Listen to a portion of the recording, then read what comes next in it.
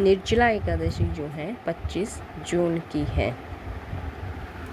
जय श्रीमन नारायण भक्तों, आज मैं आपको जो है निर्जला एकादशी की व्रत की कथा का महात्म्य सुनाने जा रही हूँ कि क्या कथा है, किस समय हमें जो है व्रत प्रारंभ करना चाहिए। हमें जो है निर्जला एकादशी का व्रत का प्रारंभ जो है 10वीं तिथि से ही कर देना चाहिए। शाम को हमें जो है सभी नियमों का पालन करना चाहिए। 10वीं के दिन जो है शाम को ही जो है दातुन कुल्ला करके और दिन छिपने से पहले भोजन करके इस व्रत का पालन किया जाता है।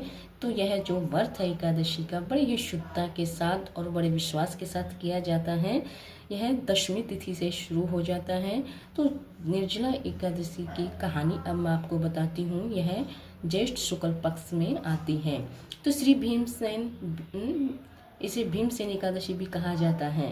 श्री भीमसेन भीम बोले, हे पितामह, भ्राता युधिष्ठिर, माता कुंती, द्रौपदी, अर्जुन, नकुल और सहदेव आदि एकादशी को दान व व्रत करते हैं और मुझसे एकादशी के दिन अन्न खाने को मना करते हैं। मैं उनसे कहता हूँ कि हे भाई, मैं भक्ति पूर्वक भगवान की पूजा कर सकता हूँ, परंतु मैं एकादशी के दिन भूखा नहीं रह सकता।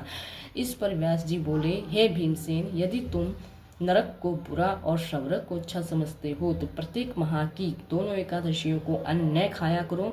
इस पर भीमसेन बोला, हे पितामह, मैं आपसे पहले भी कह चुका हूँ कि मैं एक दिन एक समय भी भोजन किए बिना नहीं रह सकता।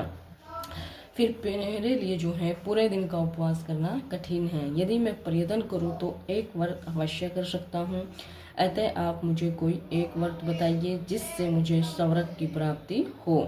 श्री व्यास जी बोले, हे वायु पुत्र, बड़े बड़े ऋषि और महर्षियों ने बहुत से शास्त्र आदि बनाए हैं कि मनुष्य को दोनों पक्ष की एकादशियों का व्रत करना चाहिए। इससे उन्हें स्वर्ग की प्राप्ति होती है। श्री व्यास जी के वचनों को सुनकर भीमसेन नरक में न जाने के कारण अत्यंत भयभीत हुए और लता के समान कांपने लगे। वह बोले, हे पितामह, अब मैं क्या करूं, क्योंकि मुझसे व्रत नहीं हो सकता है। अतः आप मुझे कोई एक ही व्रत बताइए जिससे मेरी मुक्ति हो जाए। इस पर व्यास जी बोले, हे भीमसेन, कृष्ण और मिथुन संक्रांति के मध्य में ज्येष्ठ माह की शुक्ल पक्ष की एकादशी होती है, उसका निर्जला व्रत करना चाहिए। इस एकादशी के व्रत में स्नान और आचमन में जल वर्जित नहीं है, लेकिन आचमन में 3 माह से जल से अधिक जल नहीं लेना चाहिए। इस आचमन से शरीर की शुद्धि हो जाती है। आचमन में 7 मास से अधिक जल मद्यपान के समान है। इस दिन भोजन करने से व्रत नष्ट हो जाता है। यदि सूर्योदय से सूर्यास्त तक मनुष्य जलपान न करे तो उसे 12 एकादशी के फल की प्राप्ति होती है। द्वादशी के दिन सूर्योदय से पहले ही उठना चाहिए और स्नान करके ब्राह्मण तथा को यथा योग्य दान देना चाहिए। इसके पश्चात भूखे ब्राह्मणों को भोजन कराना चाहिए। तत्पश्चात स्वयं भोजन करना चाहिए। इसका फल संपूर्ण एकादशियों के फल के बराबर है। हे भीमसेन, स्वयं भगवान ने मुझे कहा था कि इस एकादशी का पुण्य समस्त तीर्थों और दोनों के पुण्य के बराबर है। एक दिन निर्जल रहने से मनुष्य सब पापों से मुक्त हो जाता है। जो मनुष्य निर्जला एकादशी का व्रत करते हैं उनको मृत्यु के समान भयानक यमदूत नहीं दिखते हैं। उस समय भगवान विष्णु के यमदूत स्वर्ग से आते हैं और उसको पुष्पक विमान पर बैठाकर स्वर्ग ले जाते हैं। अतः संसार में सबसे श्रेष्ठ निर्जला एकादशी का व्रत है।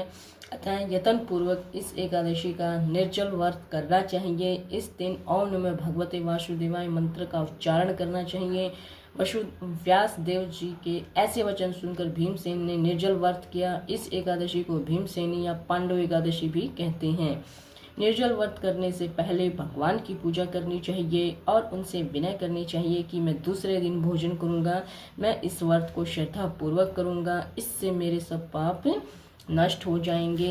इस दिन एक बड़े वस्त्र से ढककर श्रवण सहित दान करना चाहिए। जो मनुष्य इस व्रत को दोपहर में स्नान व तप आदि करके श्रवण का दान करते हैं उनको करोड़ों फल श्रवण के दान का फल मिलता है। जो मनुष्य इस दिन यज्ञ होम आदि करते हैं उसका फल वर्णन भी नहीं हो सकता है। इस निर्जला एकादशी के व्रत से मनुष्य विष्णु लोक को जाता है।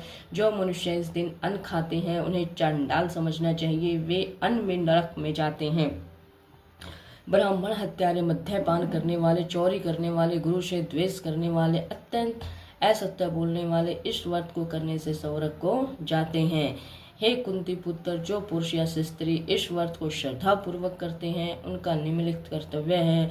उन्हें सर्वप्रथम विष्णु भगवान की पूजा करनी चाहिए, तत्पश्चात गौ का दान करना चाहिए। उस दिन ब्राह्मणों को दक्षिणा, मिष्ठान आदि देना चाहिए। निर्जला के दिन अन्न, वस्त्र, छत्तर, उपनाहा आदि का दान करना चाहिए। जो मनुष्य इस कथा को प्रेम पूर्वक पढ़ते हैं, सुनते हैं, उनको स्वर्ग की प्राप्ति होती है।